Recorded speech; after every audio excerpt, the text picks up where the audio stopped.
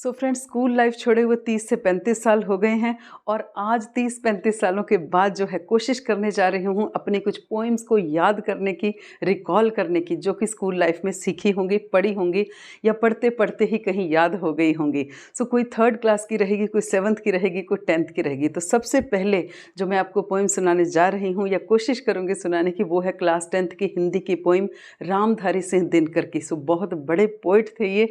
तो इनकी पोइम का एक्चुअल नाम था रश्मि रथी और बहुत बड़ी पोइम थी, लेकिन हमारे सिलेबस में, हमारे कोर्स में इसके सिर्फ 2 ही पन्ने हुआ करते थे और तब इसका नाम होता था कृष्ण की चेतावनी।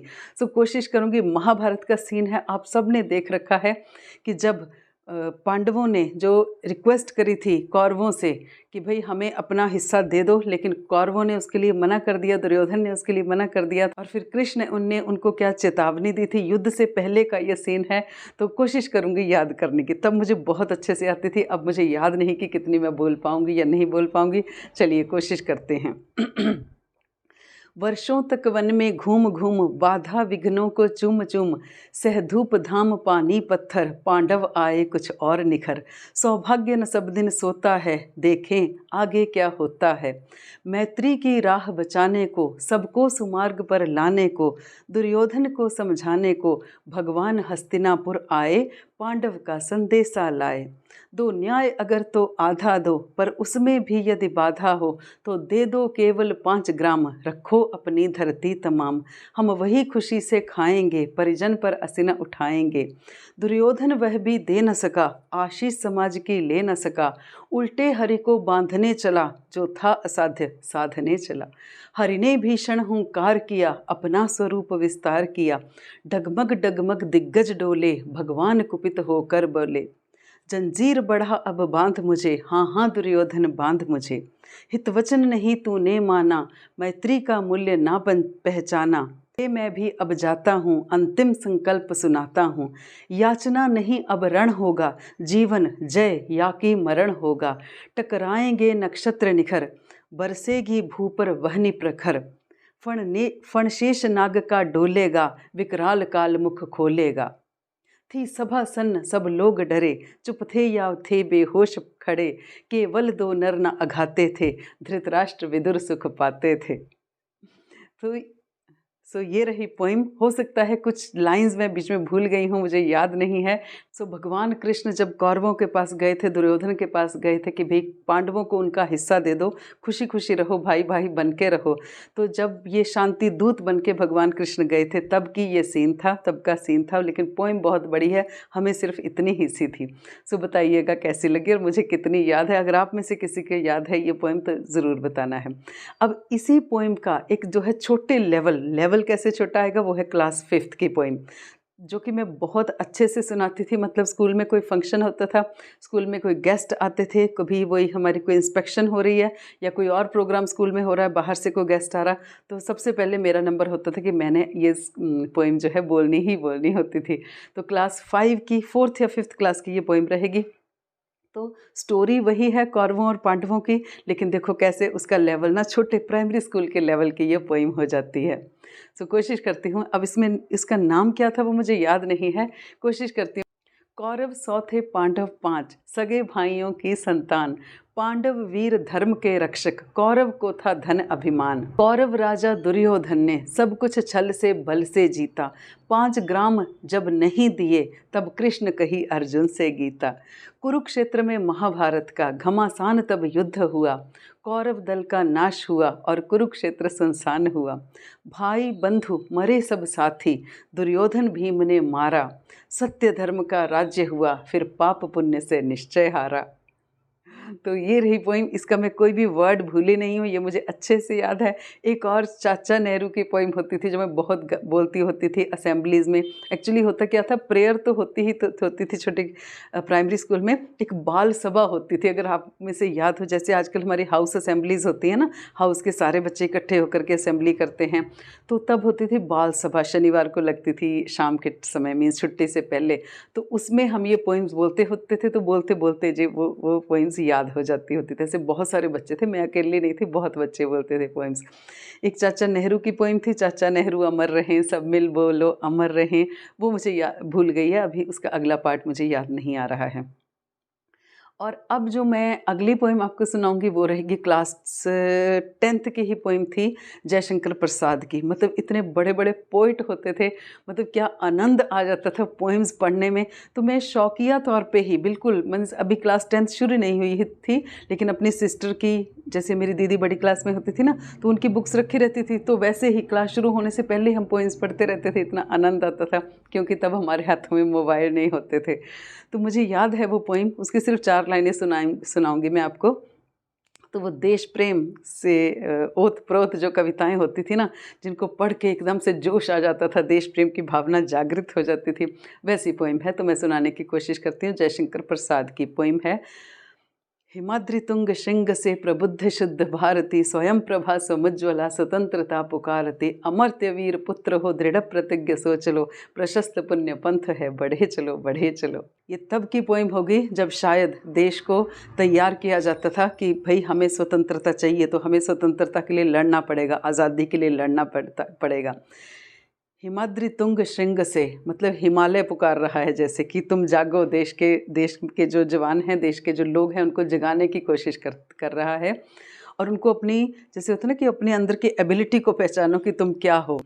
अमर्त्य वीर पुत्र हो, कि तुम कौन हो, तुम पहचानो। अमर्त्य वीर पुत्र हो, दृढ़ प्रतिज्ञ सोच लो, कि तुम दृढ़ निश्चय कर लो अपने मन में कि हमें स्वतंत्रता चाहिए।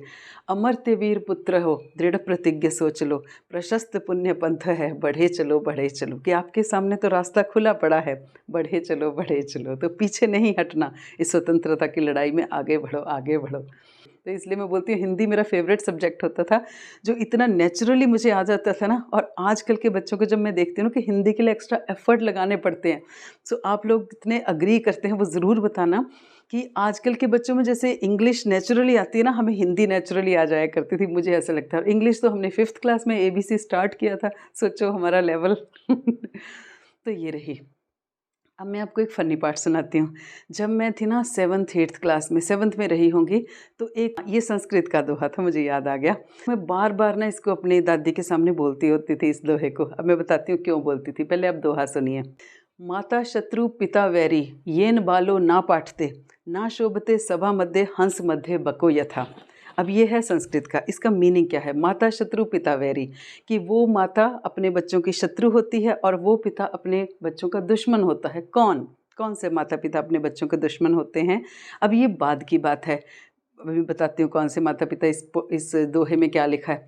लेकिन सिर्फ यही एक लाइन ना मेरी दादी को समझ आती थी कि भाई माता शत्रु पिता वैरी। तो मुझे वो इतना डांटती थी ना ये शब्द सुन सुन के, कि भाई तुम्हें क्या स्कूल में सिखाते हैं कि माँ बाप वैरी होते हैं, माँ बाप बच्चों के दुश्मन होते हैं। उनको आगे का भी समझ नहीं आता था, ना मैंने उनको कभी समझाया कि इसका पूरा मीनिंग तो सुन लो। नहीं, मैं सिर्फ उनके आगे ये बोलती थी कि दादी आज हमने ये वाला श्लोक फिर से पढ़ा कि माता शत्रु पिता वैरी, तो बस वो डांटना शुरू कर देते थे मेरे को। चलिए, ये रहा फनी पार्ट। अब मैं इसका मीनिंग बताती हूँ आपको। वो माता पिता अपने बच्चों के शत्रु होते हैं जो कि अपने बच्चों को समय पर पढ़ाई लिखाई की जो वैल्यू है नहीं समझाते हैं, है ना। कि माता पिता का ये फ़र्ज़ है कि अपने बच्चों को पढ़ाई की तरफ लगाएं और उन्हें पढ़ने के लिए प्रेरित करें। जो ऐसा नहीं करेंगे वो माता पिता अपने बच्चों के दुश्मन होते हैं, ठीक है। वो उनको सही राह पे नहीं लगाते।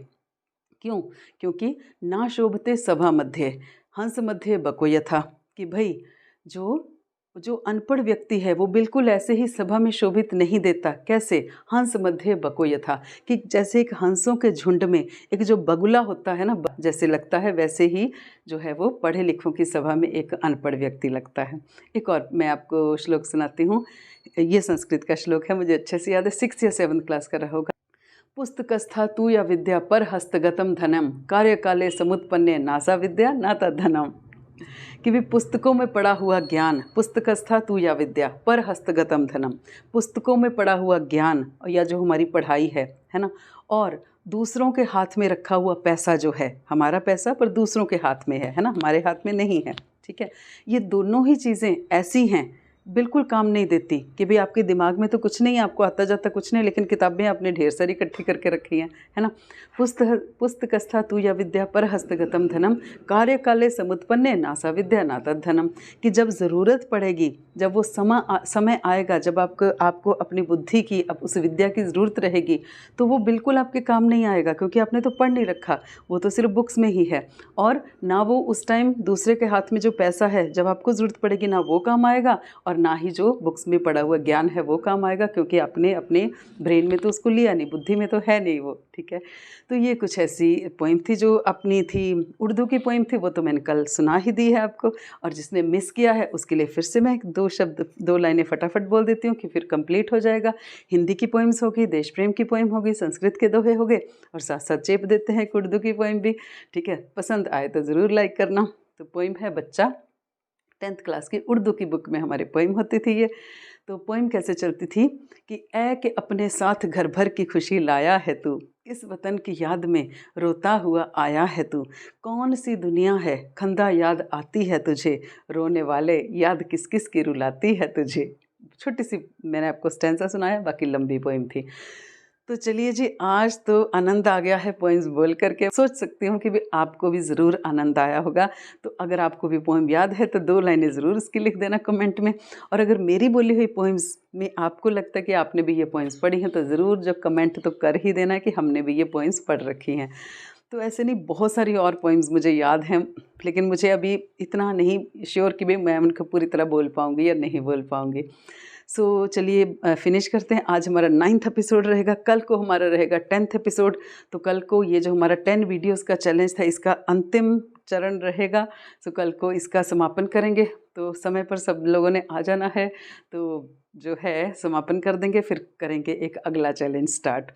तो जो है आज की वीडियो को विराम देते हैं।